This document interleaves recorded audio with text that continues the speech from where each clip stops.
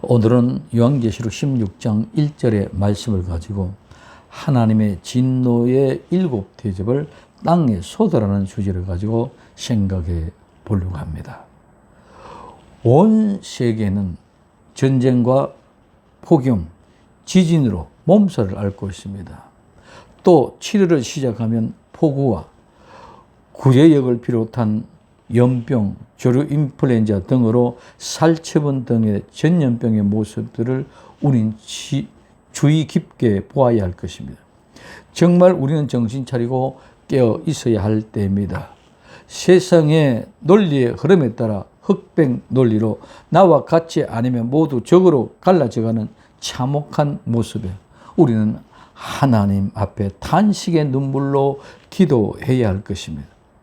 지금은 심지어 고등학교 학생들의 야구 경기에도 축구에도 모든 스포츠까지 나누어진 정말 유치한 모습의 실제를 우리는 현실적으로 보고 있습니다. 경제는 MZ세대와의 갈등, 정권이냐 부동산이냐 어디에 투자해야 하느냐 하며 아우성입니다. AI로 인한 반도체, 정치는 국민은 안중에도 없고 자신들의 이해 득실을 따라 대오를 갖추어 진행하는 군인과 같은 그런 모습입니다. 그런데 오늘 본문에 성전에서 큰 음성이 나서 7천사에게 말하되 너희는 가서 하나님의 진노의 7대접을 땅에 쏟으라고 하십니다. 내가 들으니 성전에서 큰 음성이 나서 이 큰 음성은 내 생물이나 천사들의 음성이 아니라 하나님의 음성입니다. 왜? 요한계시록 15장 8절에 하나님의 영광과 능력으로 말미암아 성전에 연기가 가득 차매 7천사의 7재앙이 마치기까지 성전에 능히 들어갈 자가 없더라 했기 때문입니다. 성전에 들어갈 자가 없기 때문에 하나님 외에는 거기에 계실 분이 없습니다. 아무도 성전에 들어갈 자가 없기 때문입니다. 큰 음성, 이 음성은 오래 참으신 하나님의 진노의 음성입니다. 7천사에게 말하되 너희는 가서 하나님의 진노의 7대접, 이 7대접은 요한계시록의 7의 인, 7의 나팔, 7대접으로 연거되어 모두가 하나님의 진노로 이것을 마칩니다. 7 나팔 때는 성도들도 포함됩니다. 그 성도들도 예비처에 있으나 7대접은 성도는 휴거하고 났기 때문에 믿지 않는 자들만 심판합니다. 그래서 대접재앙과 휴거 동시 사건입니다. 땅에 쏟으라 하더라.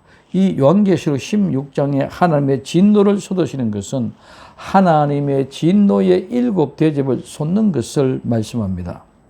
이 진노의 맹렬한 강력함을 나타내는 말씀으로 영원히 돌이킬 수 없는 상태, 곧 하나님이 쏟아버린 하나님의 진노를 절대로 다시 변경시킬 수 없는 어떤 결정된 상태를 말씀하는 것입니다.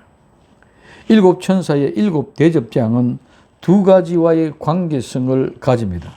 첫째는 이집트의 열재앙, 그리고 요한계시록의 7 나팔재앙입니다. 이집트에서 바로가 이스라엘 백성들을 보내지 않으려고 할 때에 모세를 통하여 하나님의 진노를 가지고 10가지 재앙을 내렸습니다. 7대접재앙은 마지막 때 두 증인, 모세의 사역과 엘리야의 사역, 이 두 증인의 증거의 사역을 거절하다가 당하는 믿지 않는 자들에게 임하는 재앙입니다. 첫째, 7대접과 10재앙의 모습을 한번 비교해 봅니다. 구약의 10재앙에는 첫째는 출애굽기 7장 20절에서 25절에 물이 피가 되는 재앙이 있습니다. 마지막 종말 7대접의 재앙은 요한계시록 16장 3절에 7절에 강이 피가 되게 됩니다. 두 번째, 깨구리 재앙, 출애굽기 8장 5절에서 14절에 이스라엘 백성들을 괴롭혔던 바로의 군대에게서는 깨구리의 재앙이 일어납니다. 일곱 대접 재앙에서는 깨굴이 0이 나옵니다. 요한계시록 16장 12절에서 14절까지 말씀입니다. 그 다음에 이제 세 번째 재앙이 이가 나옵니다. 네 번째 재앙에 파리의 재앙이 나옵니다. 출애굽기 8장입니다. 그러나 요한계시록에서는 이 파리나 이의 재앙은 나타나지 않습니다. 왜 그렇습니까? 이 고센 땅에는 파리떼가 없습니다. 예비처에는 재앙이 없습니다. 요한계시록 12장 14절에 예비처에는 재앙이 없습니다. 그렇기 때문에 이 파리나 이는 없습니다. 다섯 번째 재앙은 악질, 심한 돌림병의 재앙이 있습니다. 요한계시록 16장 20절에는 짐승의 표 받은 자에게 악하고 헌대가 난다고 했습니다. 그래서 이 악질, 여섯 번째 재앙은 독종입니다. 악성 종기입니다. 짐승의 보호자에 종기가 생긴다고 요한계시록 16장 11절에 이야기하고 할 수 있습니다. 우박재앙, 출애굽기 9장입니다. 이 우박재앙은 요한계시록에서는 한 달란트의 우박이 쏟아진다고 요한계시록 16장 2절에 말씀하고 있습니다. 여덟 번째, 메뚜기 재앙. 이 메뚜기 재앙은 일곱 대접 재앙에서 나오지 않고 일곱 나팔 재앙에서 5개월 동안 황충이가 재앙을 내립니다. 이것은 요한계시록 9장입니다. 그래서 요한계시록 16장의 일곱 대접과는 상관없기 때문에 빠진 겁니다. 19번째, 흑암, 암흑의 재앙입니다. 이 여섯 번째 요한계시록 16장 8절에서 9절은 암흑의 재앙이 아니라 해가 사람을 다 불태워 죽입니다. 열 번째, 이스라엘 장자의 죽음입니다. 이 요한계시록 일곱 대접 재앙의 일곱 번째는 바벨론이 멸망을 당합니다. 그래서 이 일곱 재앙과 열 재앙을 보면은 하나님이 예비처에 있을 때 재앙이 빠지고 그 다음에 5개월 황충의 재앙이 빠지고 나면 똑같은 순서고 똑같은 모습입니다. 두 번째, 일곱 대접과 일곱 나팔의 비교를 해봅니다. 일곱 대접, 일곱 나팔을 보면은 첫 번째 일곱째 나팔에서는 땅에는 3분의 1을 피해를 봅니다. 또 일곱째 대접은 짐승의 표 받는 자에게 악질이 납니다. 두 번째 바다는 바다의 3분의 1을 피해가 있습니다. 나팔 재앙 때. 바다의 일곱 대접 때는 바다가 피가 되어 모든 생물이 다 죽습니다. 세 번째 나팔 재앙에는 강이 3분의 1 피해를 봅니다. 일곱째 대접 재앙에서는 피가 되어서 보복을 선언합니다. 네 번째 천차, 해, 달, 별의 3분의 1이 어두워집니다. 대접 재앙에서는 천체가 해가 사람을 태웁니다. 다섯 번째 나팔 재앙에는 입맞지 않는 자에게는 5개월 황충 재앙이 임합니다. 그런데 일곱째 대접 재앙에서는 짐승의 보호자의 종기가 납니다. 여섯 번째 유브라데 강입니다. 유브라데 강에서 3분의 1이 죽습니다. 일곱 대접 재앙에서는 유브라데 강에서 아마겟돈 전쟁이랍니다. 여기서 모든 전쟁이 끝이 나게 되어 있습니다. 그 다음에 일곱째 나팔에서는 하늘에 큰 소리로 심판을 예고합니다. 그 일곱 대접 재앙에는 공기를 바벨론의 멸망을 선포합니다. 이 두 가지 재앙, 즉 나팔 재앙과 대접 재앙 거의 같은 재앙의 반복으로 보여집니다. 그러나 유사점과 더불어 차이점도 분명하게 확실하게 있습니다. 일곱 인의 재앙에서는 4분의 1의 고난을 받았습니다. 일곱 나팔 재앙에서는 3분의 1의 고난을 받습니다. 그런데 일곱 대접 재앙에서는 고난에서 면제를 받을 사람은 아무도 없고 모두가 다 100% 대접 재앙에 쏟아 부어질 때는 재앙 속에 동참하게 된다는 것입니다. 그래서 이 대접이라는 또는 사발이라는 단어가 사용되는 이유는 요한계시록 14장 10절에 하나님의 진노의 잔이기 때문에 그렇습니다. 이 말씀은 하나님의 진노가 강력하여 저항할 수 없는 홍수처럼 쏟아지는 것을 말씀합니다. 그러므로 나팔의 인보다 더 엄한 것 같이 대접은 나팔보다 더 훨씬 무거운 재앙을 말씀하고 있습니다. 7 대접 심판은 하나님을 믿지 않는 자, 즉 불택자에 대한 하나님의 최후의 진노의 심판입니다. 그러면 이 마지막 진노의 대접을 받게 되는 이유는 뭐냐 이거죠. 즉 믿지 않는 자들이 이 재앙을 받는 이유는 뭐냐? 첫째, 영원한 복음을 거절했기 때문입니다. 요한계시록 14장 6절에서 7절 또 보니 다른 천사가 공중에 날아가는데 땅에 거주하는 자들 곧 모든 민족과 종족과 방언과 백성에게 전할 영원한 복음을 가졌더라. 그가 큰 음성을 이루되 하나님을 두려워하며 그에게 영광을 돌리라. 이는 그의 심판이 시간이 이르렀음이니 하늘과 땅과 바다와 물들의 근원을 만드신 이를 경배하라 하더라 하고 말씀하고 있습니다. 이 영원한 복음은 여러 나라와 민족과 방언과 백성과 족속에 전한 마지막 복음입니다. 마지막 세 천사의 복음입니다. 그래서 첫째 천사는 하나님의 심판의 날이 가까이 왔으니 하나님을 두려워하고 그에게 영광을 돌리라. 하늘과 땅과 바다와 물들의 근원을 만드신 그분을 경배하라 하는 말씀입니다. 둘째 천사가 전하는 복음은 큰 성 바벨론이요 모든 나라를 음행으로 인하여 진노의 포도주를 마셨기 때문에 하루 사이에 다 무너진다는 말씀입니다.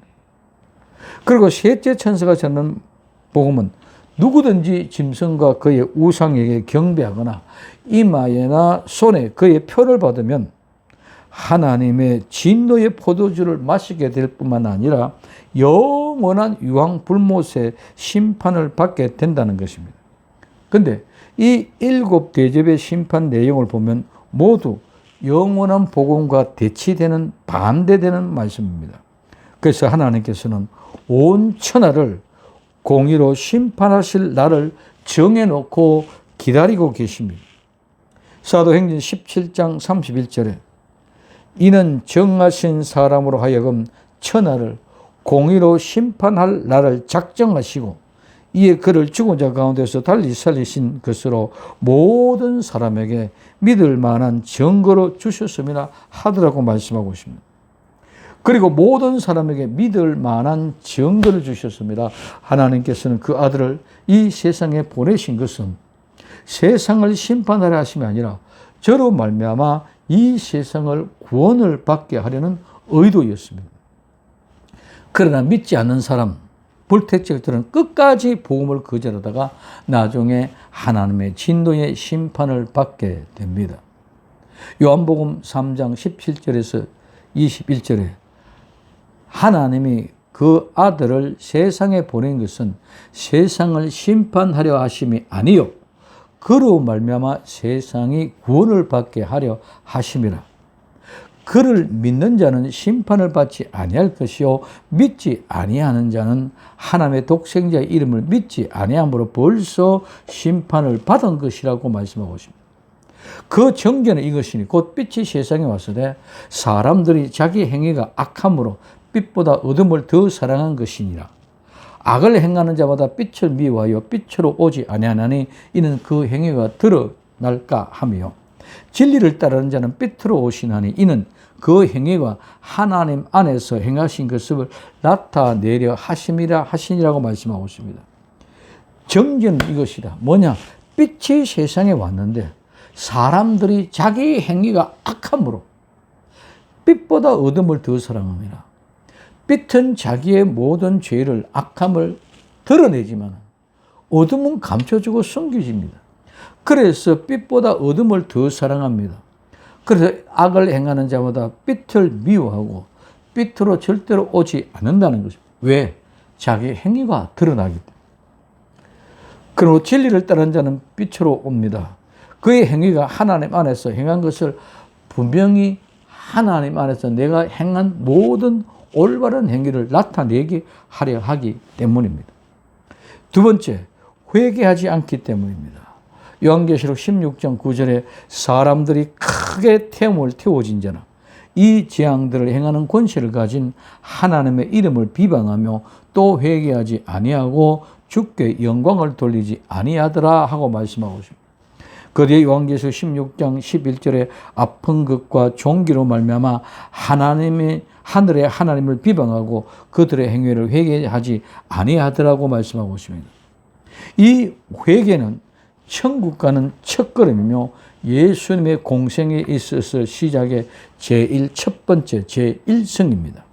마태복음 4장 17절에 이때부터 예수님께서 비로소 전파하여 이르시되 회개하라 천국이 가까이 왔느니라 하시더라고 말씀하고 있습니다. 회개는 죄 사함의 첫걸음이며 성령님을 받는 중요한 조건입니다. 사도행전 2장 38절에 베드로가 이르되 너희가 회개하여 각각 예수 그리스도의 이름으로 세례를 받고 죄 사함을 받으라. 그리하면 성령님의 선물을 받으리니 하고 말씀하고 있습니다. 하나님의 모든 축복, 회개의 관문을 통하여 임합니다. 그러나 끝까지 회개하지 않는 자는 구원을 받지 못하고 멸망에 이릅니다. 새 천사가 전하는 영원한 복음의 사람들이 회개할 수 있는 마지막 기회입니다. 이 기회를 놓치고 나면 영원히 회개할 기회가 없습니다. 하나님의 마지막 7 대접으로 큰 무서운 진노가 쏟아질 때도 그들은 끝까지 회개하지 않으며 하나님께 영광을 돌리지 않습니다. 정말 하나님을 거역하는 것은 사술의 죄와 같고 완고한 것은 사신 우상에게 절하는 죄와 같습니다. 사무엘상 15장 23절에 이는 거역하는 것은 점치는 자의 죄와 같고 완고한 것은 사신 우상에게 절하는 죄와 같음이라. 왕이 여호와의 말씀을 버렸으므로 여호와께서도 왕을 버려 왕이 되지 못하게 하셨나이다 하니 하고 말씀하고 있습니다. 노아의 때와 같이 마지막 때에도 사람들은 끝까지 회개하지 않는 것이 특징입니다. 오늘 우리의 현실은 어떠합니까? 당신은 정말 회개하였습니까? 종교적, 도교적 윤리가 아닙니다. 회개는 실제입니다. 세 번째, 의인들의 피를 흘렸기 때문입니다. 요한계시록 16장 6절에 그들이 성도들과 선지자들의 피를 흘렸으므로 그들에게 피 마시게 하는 것이 합당하니이다 하더라고 말씀하고 있습니다. 셋째 대접에 강과 물의 근원에 솟을 때 피가 되게 한 것은 저희가 성도들과 선지자들의 피를 흘렸기 때문입니다. 피는 곧 생명입니다. 다른 사람의 피를 흘리게 한 사람은 그 피를 자신이 마시게 된다는 것은 하나님의 참되시고 공의로운 심판의 표입니다.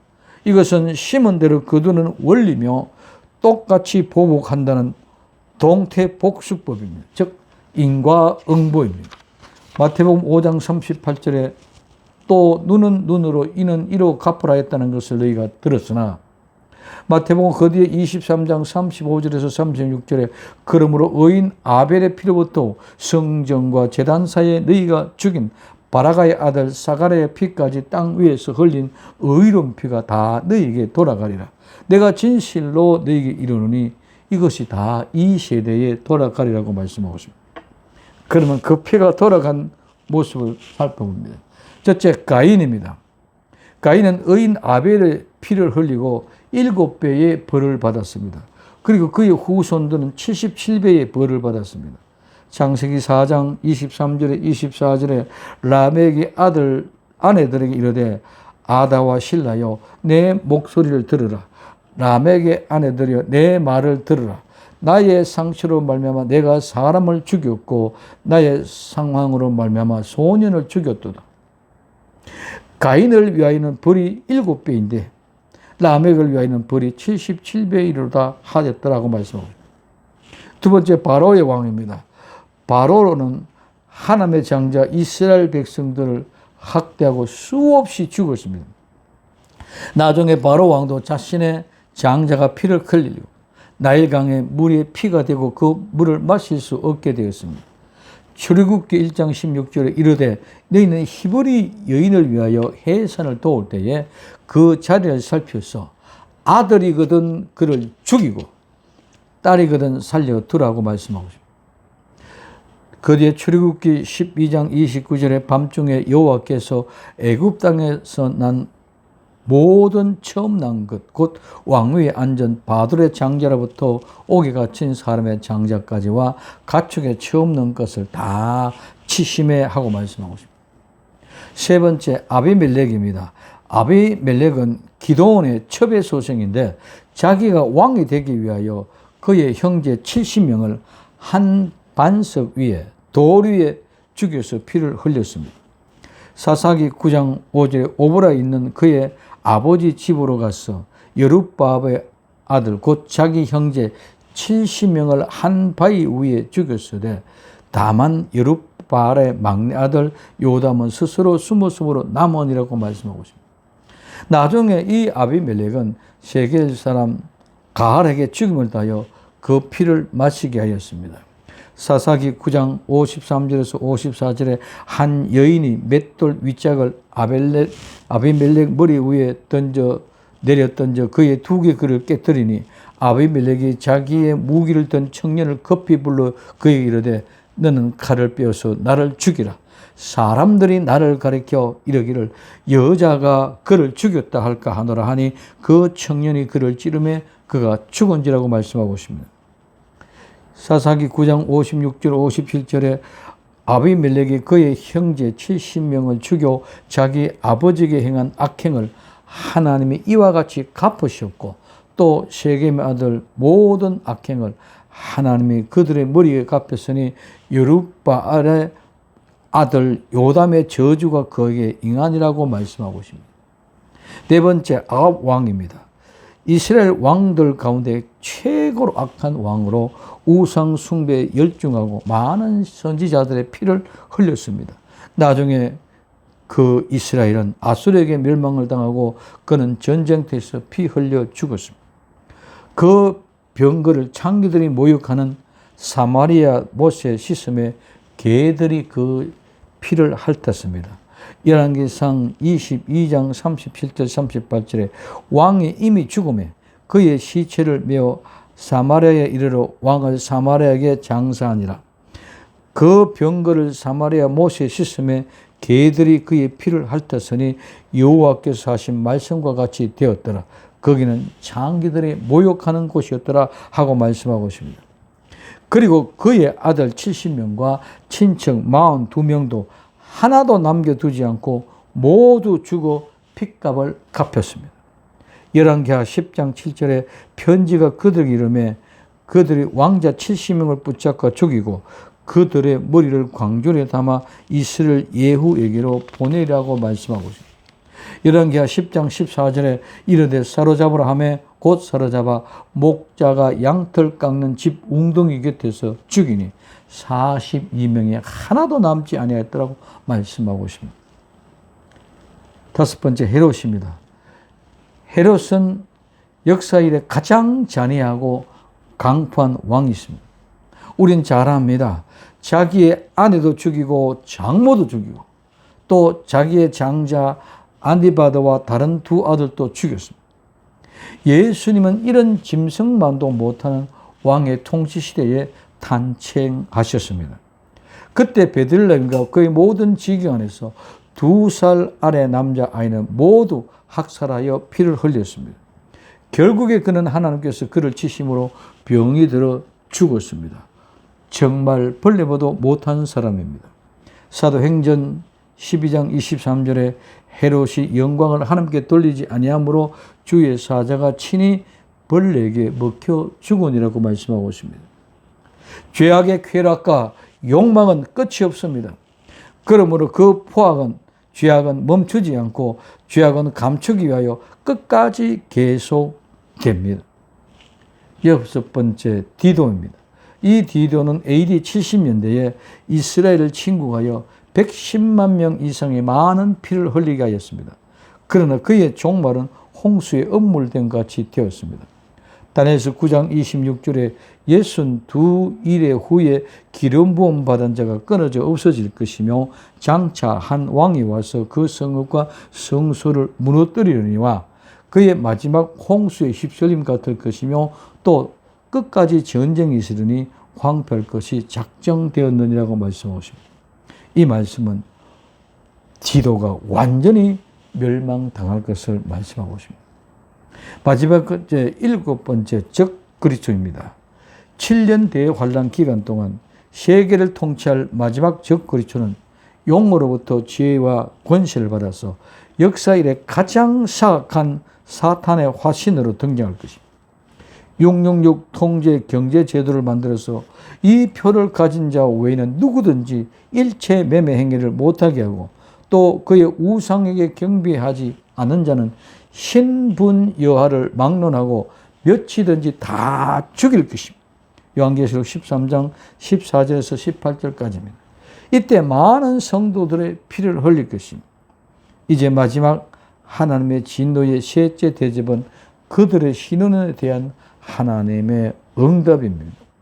요한계시록 16장 6절에 그들이 성도들과 선지자들의 피를 흘렸으므로 그들에게 피를 마시게 하는 것이 합당하니다 하더라고 말씀하고 있습니다. 네 번째, 하나님의 이름을 비방했기 때문입니다. 요한계시록 16장 11절에 아픈 것과 종기로 말미암아 하늘의 하나님을 비방하고 그들의 행위를 회개하지 아니하더라고 말씀하고 있습니다. 7 대장 가운데 회방, 즉 비방이라는 말이 3번 나옵니다. 요한계시록 16장 9절과 11절과 21절에 이 말씀은 모두 회개하지 아니함과 관련이 되어 있습니다. 믿지 않는 사람들은 끝까지 하나님께 대하여 회개를 거절할 뿐만 아니라 하나님의 뜻을 거역하고 하나님의 이름을 비방하고 회방하다가 결국 하나님의 진노를 받게 됩니다. 사람들의 모든 죄, 비방과 회방은 회개함으로 용서함을 받을 수 있으나 회개를 거절하고 하나님을 비방하고 회백하는 죄는 영원히 용서함을 받지 못합니다. 마태복음 12장 31절에서 32절에 그러므로 내가 너희에게 이르노니 사람에 대한 모든 죄와 모독을 사하심을 얻되 성령을 모독하는 것은 사하심을 얻지 못하겠고 또 누구든지 말로 인자를 거역하면 사하심을 얻되 누구든지 말로 성령을 거역하면 이 세상과 오는 세상에서도 사하심을 얻지 못하리라고 말씀하고 있습니다. 그래서 레위기 24장 16절에서 17절에는 여호와의 이름을 모독하면 그를 반드시 죽일지니 온 회중이 돌로 그를 칠 것이라. 거류민이든지 본통이든지 여호와의 이름을 모독하면 그를 죽일지니라. 사람을 쳐 죽인 자는 반드시 죽일 것이요 하고 말씀하고 있습니다. 마지막 5번째는 하나님의 인자심을 거절했기 때문입니다. 로마서 2장 4절에서 5절에 혹 내가 하나님의 인자심이 너희를 인도하여 회개하게 하심을 알지 못하여 그의 인자심과 용납하심과 길이 참으심이 풍성함을 멸시하느냐? 다만 내 고집과 회개하지 아니한 마음을 따라 진노의 날 곧 하나님의 의로우신 심판이 나타나신 날에 이 말 진노를 내가 사하도다고 말씀하고 있습니다. 회개는 하나님의 인도하심과 성령님의 인도하심으로 이루어지는 것인데 이것을 거절할 때는 하나님의 인자심을 무시하는 행위입니다. 갈라디아서 6장 7절에서 9절에 스스로 속이지 말라. 하나님은 업신여김을 받지 아니하시나니 사람이 무엇이든지 심든지 그대로 거두리라. 자기의 육체를 위하여 심는 자는 육체로부터 썩을 질 것을 거두고 성령을 위하여 심는 자는 성령으로부터 영생을 거두리라. 우리가 선을 행하되 낙심하지 말지니 포기하지 아니하면 때가 이르면 거두리라고 말씀하고 있습니다. 하나님은 업신여김, 마누리를 여기지 않는다고 말씀하고 있습니다. 이 마누리, 즉 업신여기는 말은 비웃다, 조롱하다, 콧웃음 치자, 경멸하다는 말씀입니다. 하나님의 인자를 거절하고 끝까지 회개하지 않는 사람은 하나님을 없인 여기는, 만연히 여기는 사람이기 때문에 하나님의 최후의 진노의 심판을 피할 수 없게 됩니다. 요한계시록 16장 9절에 사람들이 크게 태움에 태워진지라 이 재앙을 행하는 권세를 가진 하나님의 이름을 비방하며 또 회개하지 아니하고 주께 영광을 돌리지 아니하더라 하고 말씀하고 있습니다. 한마디로 말씀을 드리면 하나님의 영원한 복음을 거절하고, 두 번째 회개하지 아니하고, 세 번째 의인을 피를 흘리고, 네 번째 하나님의 이름을 비방하고 또 회개하지 않으며 하나님께 영광을 돌리지 아니함으로 일곱 대접 재앙으로 하나님의 심판이 모두 끝나게 됩니다. 정말 나와 여러분들은 회개하였습니까? 죄 용서를 받았습니까? 그리고 하나님께 영광을 돌리면서 바른 예배를 드리고 있습니까? 종교인의 생활로 만족하며 하나님을 없앤 여기지 않습니까? 오직 예수님 마라나다 신앙으로 끝까지 회개하지 않는 어리석은 자가 되지 말고 회개하여 죄와 상관없는 복된 성도가 될 수 있기를 예수님의 이름으로 부탁을 드립니다. 오직 예수님 마라나다 기도합니다. 사랑하는 주님, 일곱 천사가 일곱 대접 재앙을 가지고 땅에 쏟으라는 음성을 듣고 지금 대접 재앙을 쏟기 직전의 모습, 우리는 왜 대접 재앙을 받는가에 대해서 생각해 보겠습니다. 우리 주님, 우리의 마음과 생각과 뜻을 주장하여 하나님의 큰 기쁨의 복된 은혜의 자리에 있어서 정말 회개하고 의인의 핏값을 흘리지 아니하고 영원한 복음을 받아들이고 하나님의 말씀, 하나님의 이름을 회방하고 비방하지 않고 정말 우리 주 예수 그리스도를 통하여 하나님의 사람이 되는데 부족함 없는 저희들이 다 될 수 있도록 복을 내리워 주옵소서. 다시 오실 예수님의 이름으로 기도드립니다. 아멘.